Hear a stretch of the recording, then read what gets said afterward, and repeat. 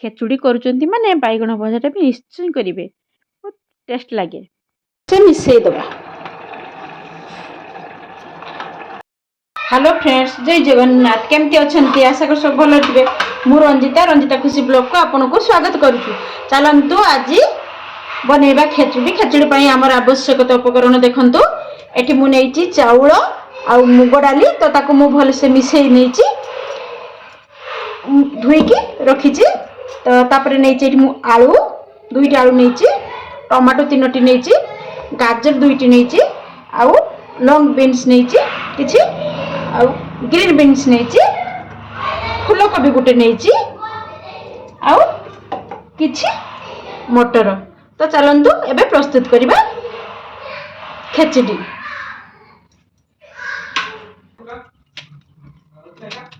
कोबी जाक सब आमे एमती काटी नबा। बीन्स को एमती छोट छोट कर काटी नबा। नाली झुडुंग को भी एमती काटी नबा। जत्ते वेजिटेबल पकेबे भल लागिबो, देह पाई भी भल। एई टाइप रे ही करिके देले से माने खाई देबे, आ ताको देह को भी सब वेजिटेबल जीवो। शीत दिन ए सब खाइबा पाई भल लागे। सब टाइप रे वेजिटेबल मिल। मटर जाक हम सब छोड़े नेली। एटी काटी नबा गाजर, बा आलू भी एमती काटी नबा। टमाटो भी काटी नबा। देखंतु नै जिबा हमें रेगुलर अरुआ चाउल, जोटा हमें सब दिन खाउचे से अरुआ चाउल 2 गिना नै जिबा। से सेम गिना रे नै जिबा हमें मुग डाली, तो ता सहित हमें मिसी देबा। भल से धुई नबा। 2-3 थर धुई दबा। तो परिष्कार करके धुई आनली, ताको किछ समय हमें छाड़ दबा। चलंतु एबे प्रस्तुत करबा खेचुड़ी। प्रथमे हमें कढ़ाई रे तेल पकेई फूलकोबी, ग्रीन बीन, नाली बीन पकेई टिके भाजी नबा। हो गलानी एबे हमें याको काढी देबा।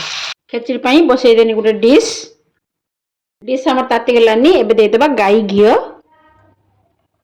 ढेर सारा गाई घियो पकई देबा। सुखिला लंका, जीरा, दालचीनी, लवंग, गुलमर्च आ गुजराती। गिनारे मापिके आमे चाउल नेथिले, सेई गिनारे आमे दे देबा पानी। 2 कप चाउल नेथिले माने आमे 5 कप पानी देबा। दे देले 5 कप पानी। आ मुग डाली नेथिले ता पई 1 कप, 6 कप आमे टोटल पानी देले। देखंतु पानी हमर फुटी गलानी। एबे आमे भिजे रखथवा मुग डाली आ चाउल को पकेई देबा।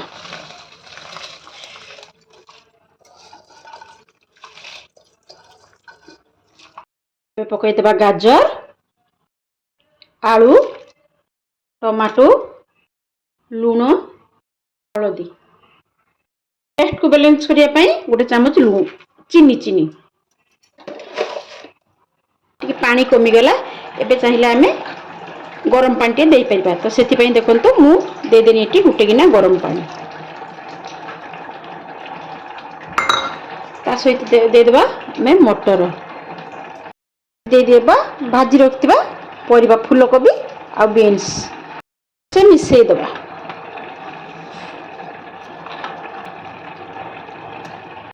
एठी हमें कवर कर देबा। तापर सिम आंच रे बसई देबा। प्रस्तुत हे गला हमर वेजिटेबल खेचुड़ी। देखंतु